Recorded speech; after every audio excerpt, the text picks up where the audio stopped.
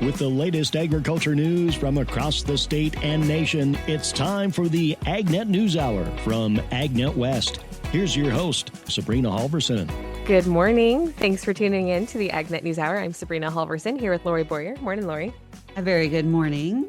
So today we're going to start out talking about an executive order from the president from Friday, and this deals with California water.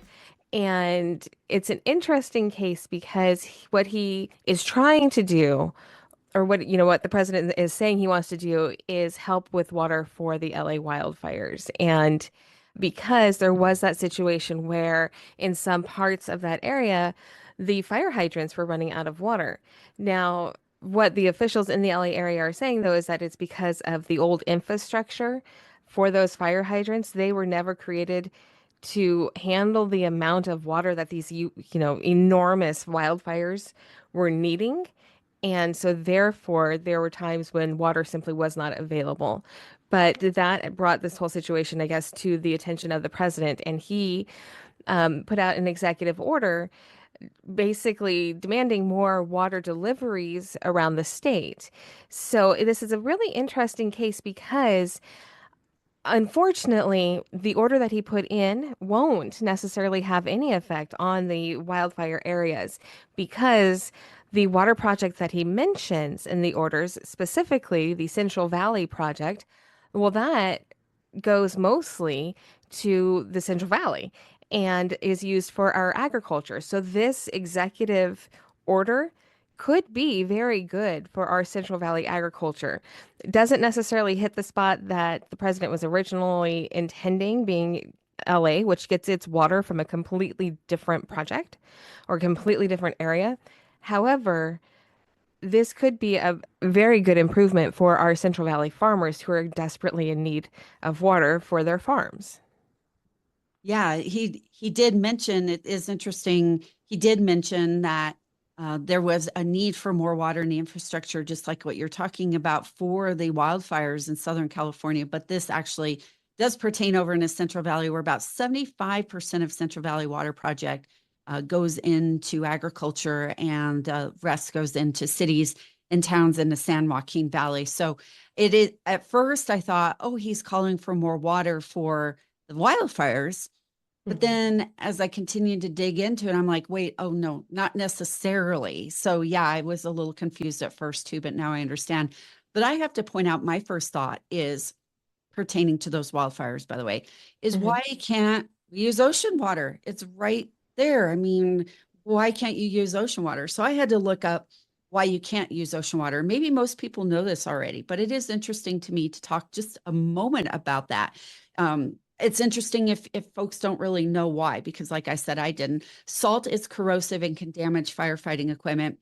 It is harmful to plant life and to soil, and it can actually make it where things can't grow at all. It can be impractical because it costs a lot to go out to the ocean and get the water. And so I don't know. I just thought I'd throw that in today as we're talking about these wildfires.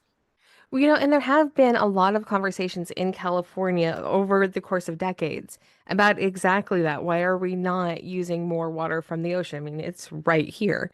And talking about, building more desalination plants and to remove the salt from that water so then it can be used. And so that, I mean, that's a valid point. That was a valid question to ask. Why are we not tapping into this natural resource that we have right here, especially in LA? I mean, it's right there.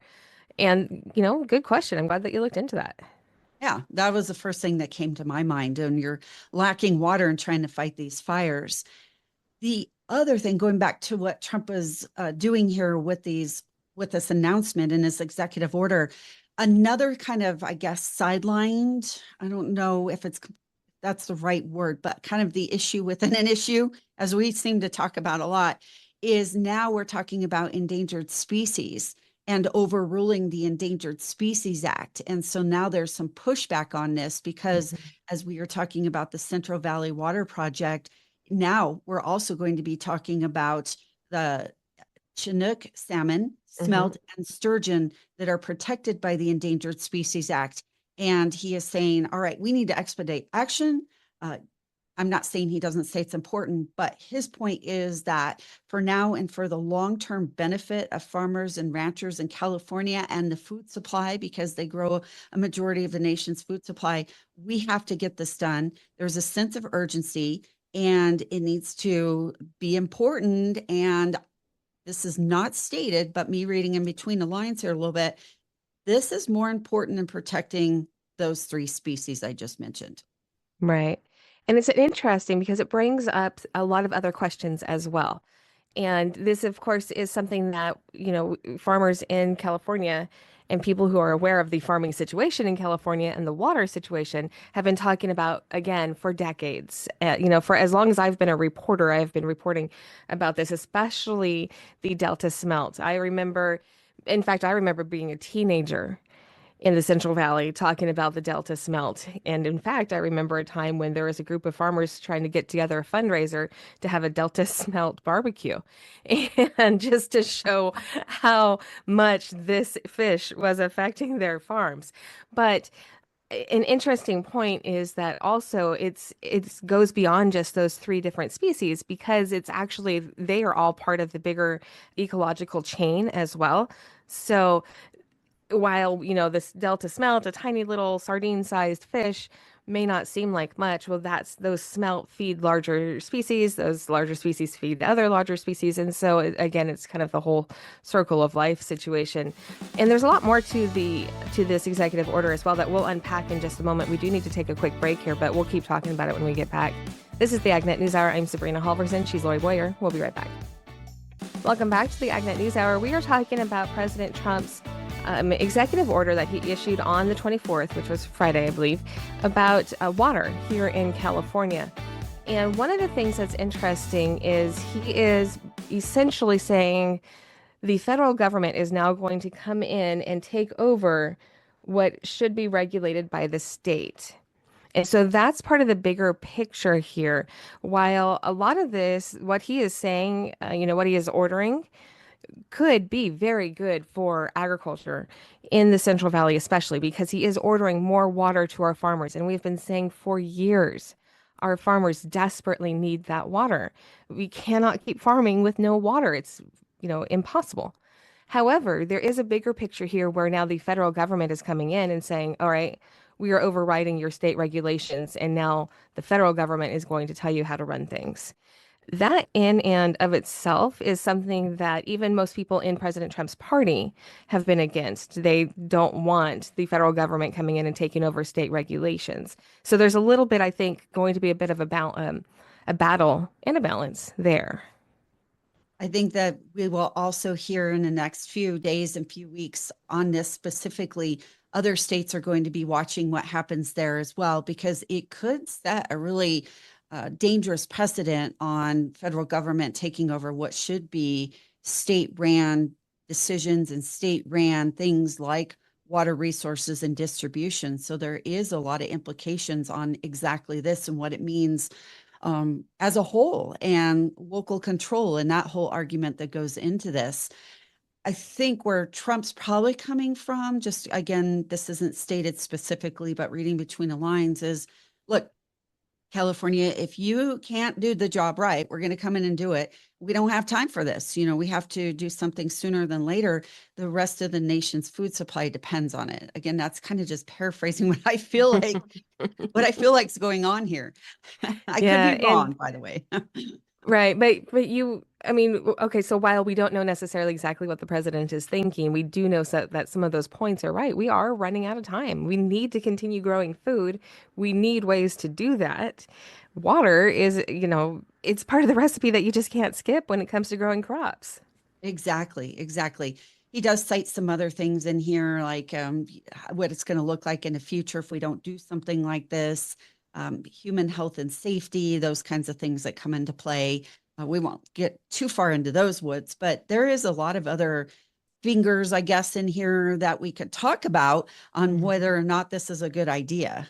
Something else that I found interesting in here as well is he mentions FEMA several times in this order, talking about the role that FEMA needs to play with the wildfire, as well as with some other things in California. And then he also mentions the hurricane, the states that were devastated by the hurricane. I think specifically he mentions North Carolina. But with this order coming out Friday, and then he later is stating that he actually plans to get rid of FEMA, that will leave some confusion as to who's actually going to do what he just demanded FEMA does.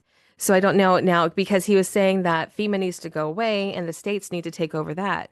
But in this executive order, he's actually saying exactly the opposite. The state's not handling it right, so we're going to give it to FEMA.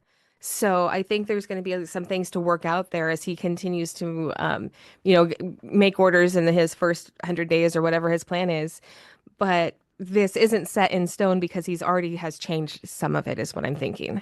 Yeah, it might end up being just like a case by case basis if he's on the both sides of the coin when it comes to FEMA. So that would be really interesting. And talk about patchwork, which I know, at least in our ag industry, we try to avoid patchwork regulations as much as possible. Right.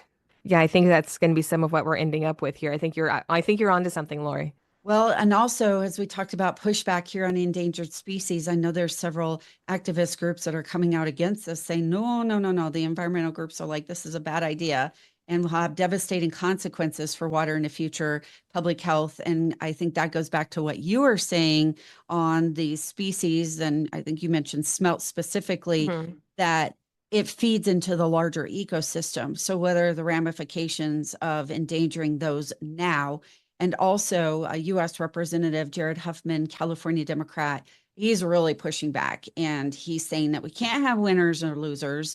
He said that every single drop of water is important. And I don't think anybody's arguing that.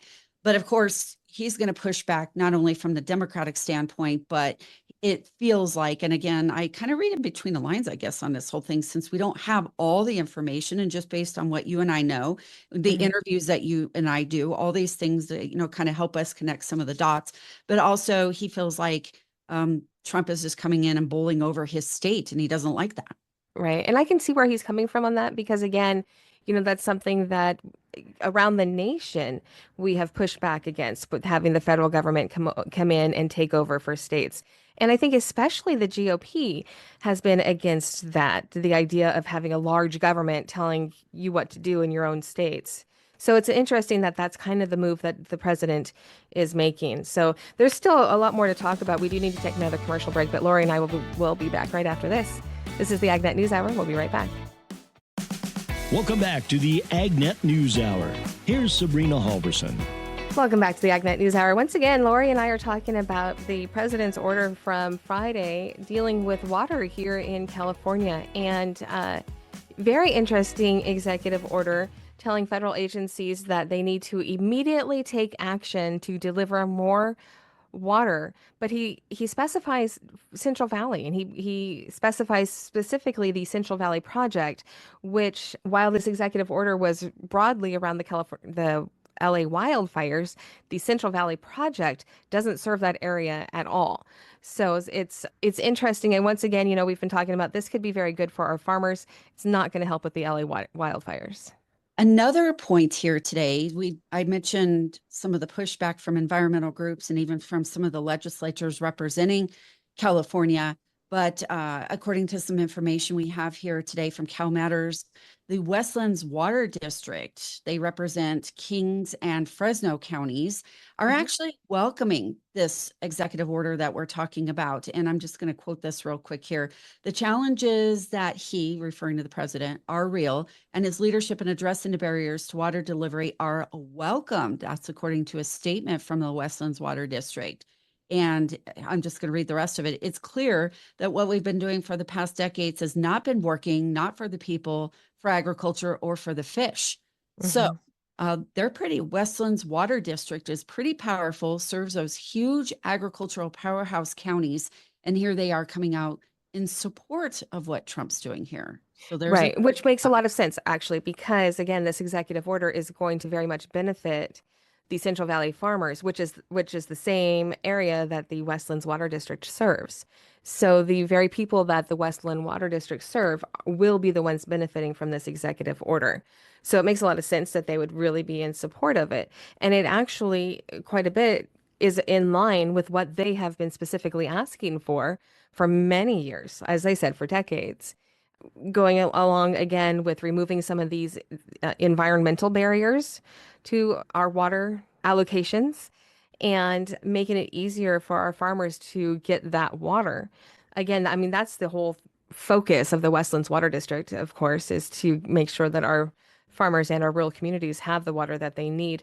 And that has been a significant challenge because, for one thing, all of the environmental regulations that are determining that with whatever water we actually have, a certain percentage, here's how we dole it out. This percentage goes to the fish, this percentage goes to the reservoirs, this percentage goes to the communities, things like that. So there's been a large environmental focus on that, giving more water, higher percentage of water to environmental causes, again, to the fish and to the land and back to the ocean and things like that, rather than to our farms and our communities.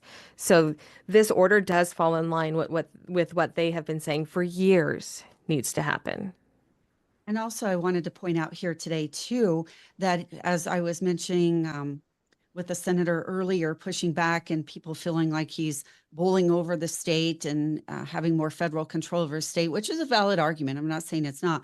But in the order, it specifically says that his goal is to provide Southern California, Trump's goal, by the way, is to provide Southern California with necessary water resources, notwithstanding actively harmful to state or local policies. That is a direct quote from the order itself. So at least he is addressing, whether or not this happens, I don't know, but he is addressing the fact that, okay, the federal government is telling him what to do, but here's why, and that we do not plan to take over our federal jurisdiction over your state. So again, what the ramifications on that look like, I don't know, but it is in there.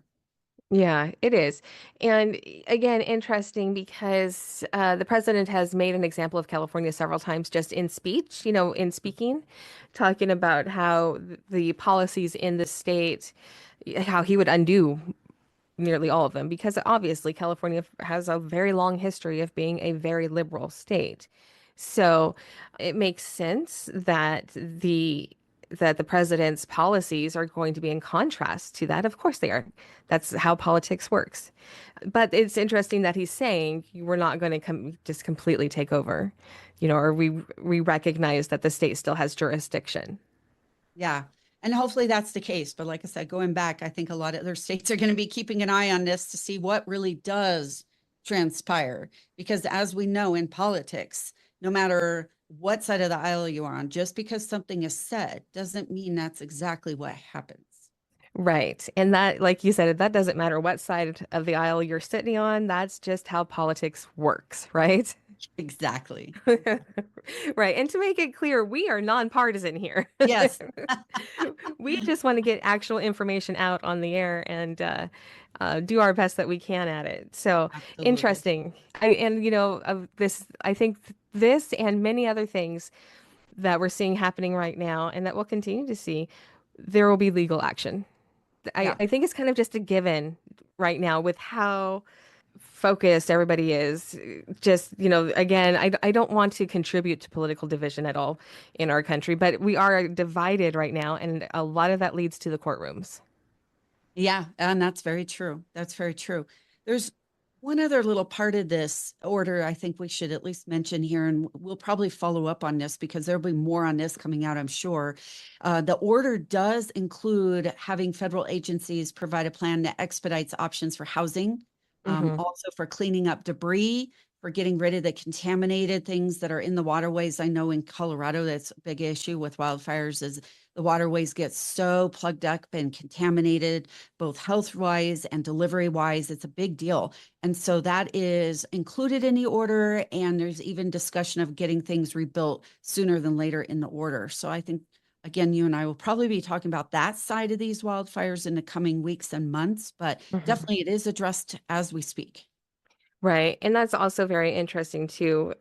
the timeline on that, I think, is going to be very difficult because he's talking about such fast action. And while we want that for the victims of the wildfires, we want them to be able to be back in some type of a home and being able to reconstruct their lives. Unfortunately, these things take time. And so that timeline that he's put on the first 30-day timeline, that's going to be, I think, very difficult to get into.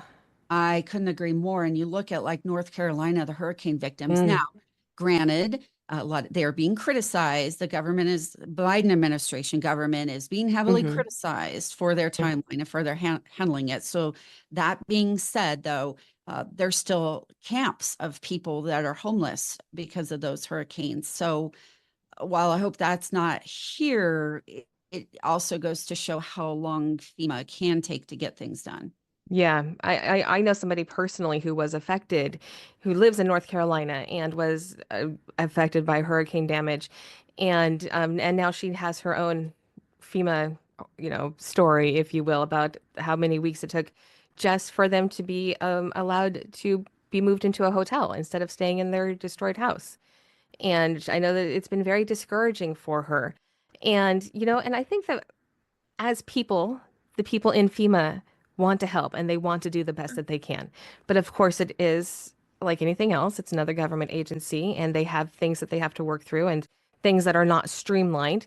And that affects what they're able to do. And then that, of course, trickles down to the people who are waiting for, just some help so that they can continue on with their lives. So it's a Yeah. it's a hard situation every Yeah. way you look at it. And then going back to your point, we were talking about whether or not FEMA will stay in existence under this Trump administration. I saw some clips of Vice President Vance visiting some of those North Carolina areas. And the Biden administration is frustrated on how, or excuse me, the Trump administration is frustrated on how the Biden administration did handle those things. So we might actually see these authentic changes made sooner than we realize. Right. Right. We'll keep talking about this. We're a few minutes late for our break, so we'll be right back. Welcome back to the AgNet News Hour. We are talking about disasters and how the government handles them and the recent executive order from the president. So we're talking about FEMA and how it can take sometimes, and we have seen this in past with hurricanes too. There's been, in fact, that's started, I don't know, 15, 20 years ago. I don't remember how long ago that hurricane was, but in Louisiana. Oh, But, yeah. how slowly sometimes FEMA moves. And when you're in a disaster situation, when you're not only your home, but your entire community has been wiped out by a hurricane, by a wildfire, or any other disaster like that, man, can you imagine waiting weeks for help from the government?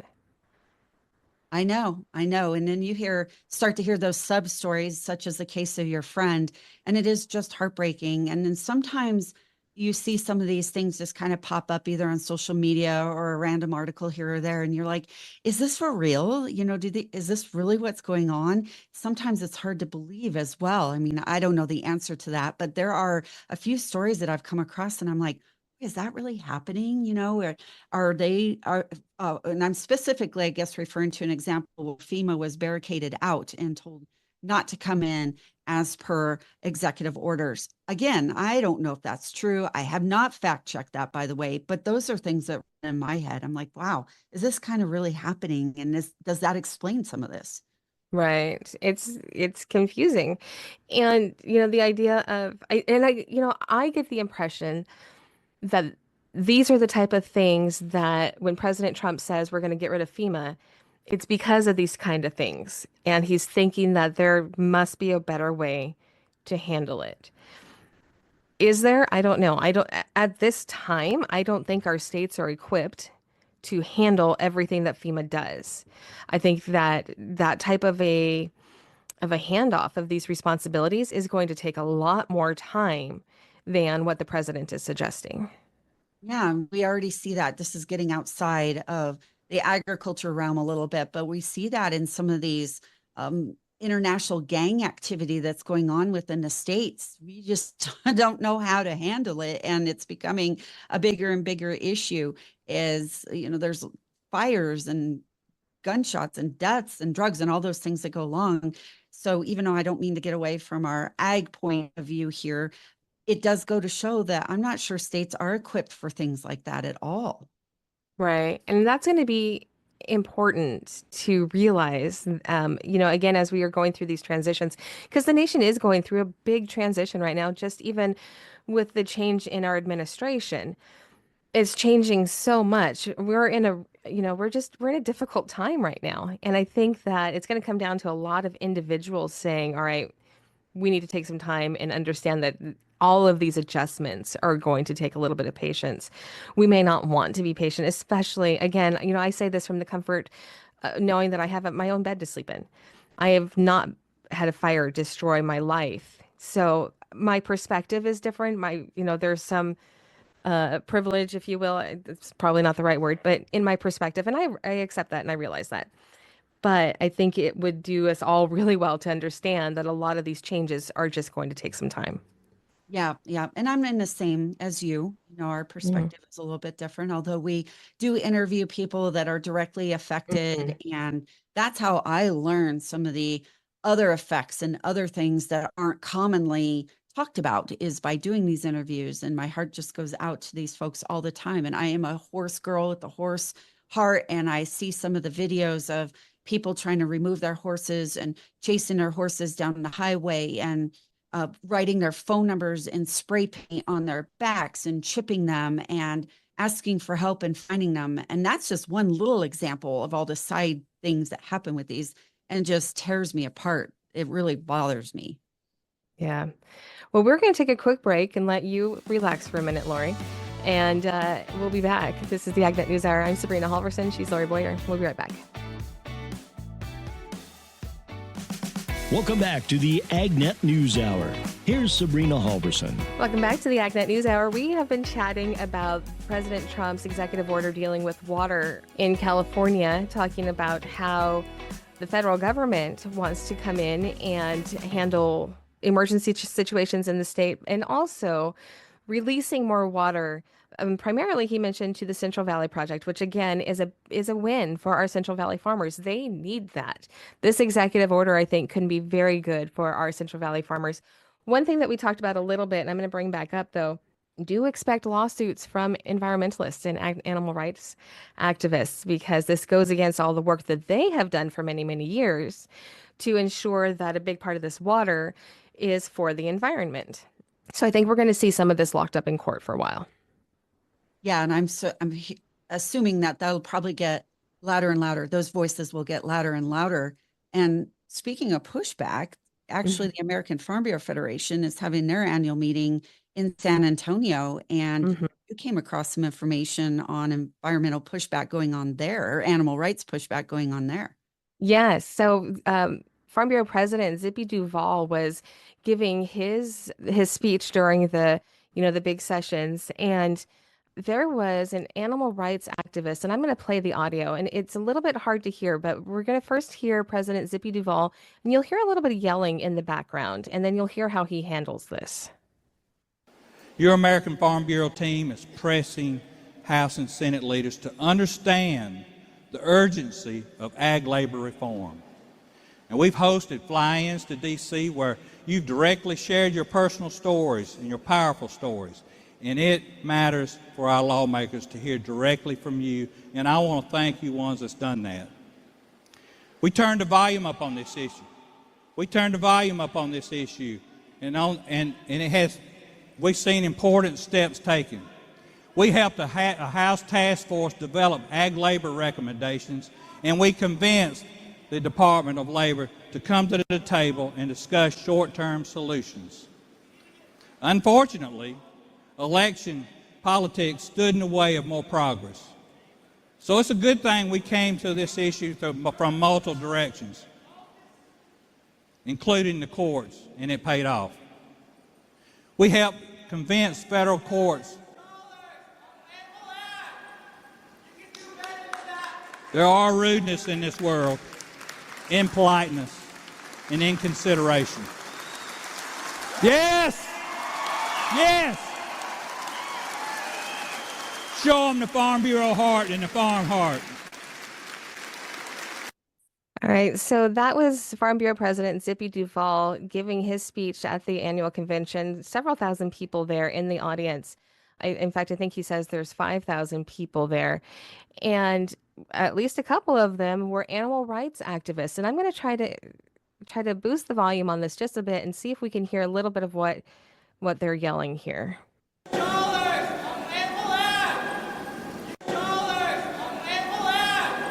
So this person is yelling about how much money has been spent on animal agriculture.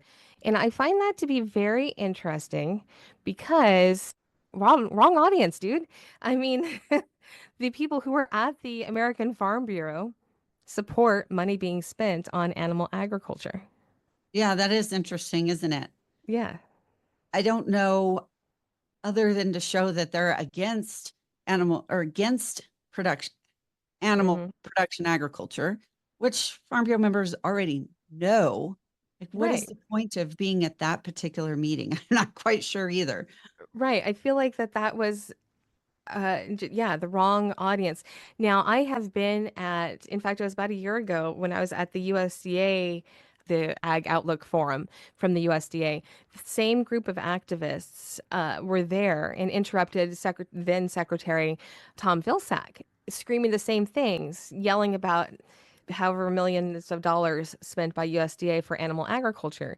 And then they were going on talking about the bird flu being, I don't remember exactly what they were saying, but it was not factual, we'll say.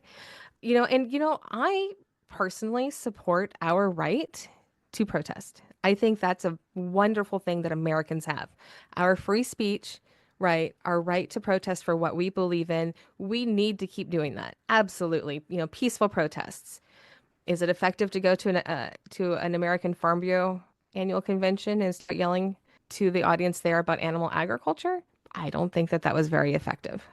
Yeah, I don't see the point in taking time or the resources to go to that convention. I agree with you. I believe in a right to protest as well. That's part of what makes this country a democracy and free speech. And you and I be able to sit here and do what we're doing. So I do believe in that as well. I guess you and I are on the same page. If I'm an animal rights activist, I'm going to go somewhere where there's more less educated people in the ag industry and protest to them or get my message across to them, not necessarily to the ones that are most educated about the industry. And not the people who are actually in the industry, Yeah. I would think. That's just not an effective way to do it. I mean, it'd be like going to the Cattlemen's Association and yelling at them about the money spent on the animal ag industry. Um, it doesn't make any sense, right? Yeah. I mean, am I missing something? No, it's just very odd. Other than making producers know that they're there and Mhm. making producers know that they are angry about it, I don't see the point in it either. Right. Well, we're going to keep talking. We do have to take another quick break, but we'll keep chatting when we get back. This is the AgNet News Hour. I'm Sabrina Halvorson. She's Lorrie Boyer. We'll be right back. Welcome back to the AgNet News Hour. We are chatting this morning. We started out talking about the president's executive order about water. Now we're talking about animal rights activists. So Lorrie, in all of the years that you've been reporting, have you ever run into any animal rights activists? Not like that kind of vocal activist. I have not really, going back to my 90s, I'm going to date myself a little bit. I was a rodeo queen for a county in Boulder County, Colorado, which is pretty known for liberal even back then. And part of our training, I guess, if you will, was how to handle an animal rights activist, because there were a lot of them still are that are very opposed to rodeo, very opposed to the Mm-hmm. sport of rodeo. I Mm-hmm. never did encounter that, but I know other rodeo queens that did. So personally speaking, I haven't had a lot of encounters. I haven't seen a lot of it in my in-person meetings. I feel like though when I'm talking or covering things that it does pop up ever so often, and maybe a little bit more now, especially as we have more population and you and I are talking about kind of a different feeling, a different culture when it comes to what we're consuming, even in our dietary guidelines topic here not too long ago. It feels like there's more and more people out there that are being vocal. Yeah, I agree. I think that we're seeing, of course, I think back to way before my time, but like the 60s when protests and things like this seemed to be very popular. I don't think we're quite at that level, but I think that now versus early in my career, again, the 90s, like you, I am seeing more now. But and I have had the chance, and I don't know, maybe again, it's because most of my career has been in California where there is just more protesting. But I've had the chance to chat with quite a few.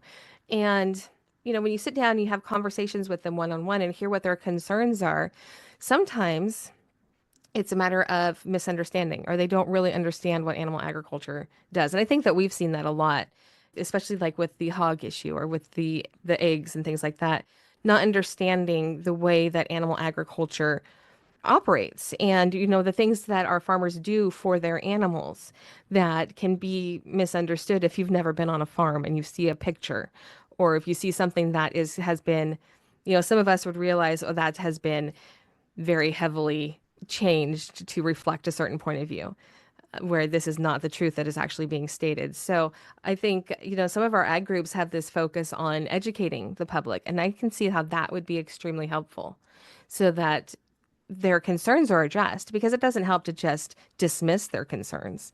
But if you address their concerns and have conversations and explain this is what we do and this is why we do it, and then answer their questions honestly, I have seen situations where that has actually had some of these activists change their minds.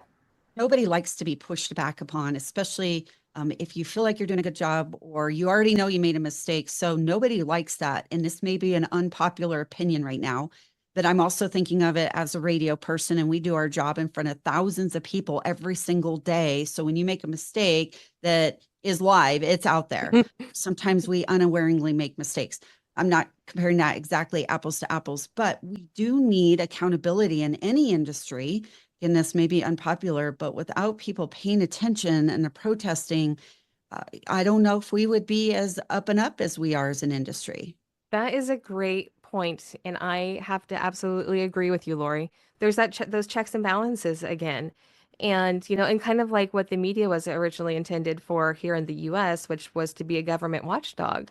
Not to take one side or the other. And, and I know I strive and you strive too to not do that, but it is our jobs to be reporting on what the government is doing, regardless of if the administration has an R or a D on the end. It doesn't matter. It's here's what the government is doing and here's how it could affect you as a citizen. Well, kind of the same thing with having some type of watchdog groups for our animal ag. You're absolutely right. There's a place for it. Yeah. And I think all industries have watchdog groups and the whistleblowers and all those types of things. Does it irritate us? Yes. Do we know Yes. we're doing a good job? In general, yes. But we also need it. I think we need it. Yeah. Every industry needs it. So, Yeah. That Absolutely. accountability is important. If we didn't have people doing this and taking time to do this, are they uneducated sometimes? Yes. Are they crazy sometimes? Yes. Yeah. But, that being aside, the general implication of what I'm saying is that we have to have people monitoring and watching all kinds of industries, including the ag industry, or we will run amok, or things will start to slide, and our integrity as an industry and the quality of food as we're putting out there and all kinds of things. I mean, I could go on and on about what could happen, won't be what it is today. Right. And, when it comes down to it, our watchdogs are our listeners. And so if you want to push back on anything we've said today, just email me, Sabrina@agnetmedia.com. And with that seems like a good place to wrap up the show. We are actually out of time for today. This has been the AgNet News Hour. I'm Sabrina Halvorson. She is Lorrie Boyer. Thank you for sharing your morning with us. To get more information on the topics you heard today, visit AgNet West at agnetwest.com. You can also stay connected by following us on our social media at AgNet West on Facebook, Instagram, and X. Also look for Sabrina Halvorson on Facebook, and be sure to subscribe to our podcast by searching for AgNet West on your podcast app. Thank you for listening to the AgNet News Hour from AgNet West. AgNet West Radio Network, your primary choice for agriculture news.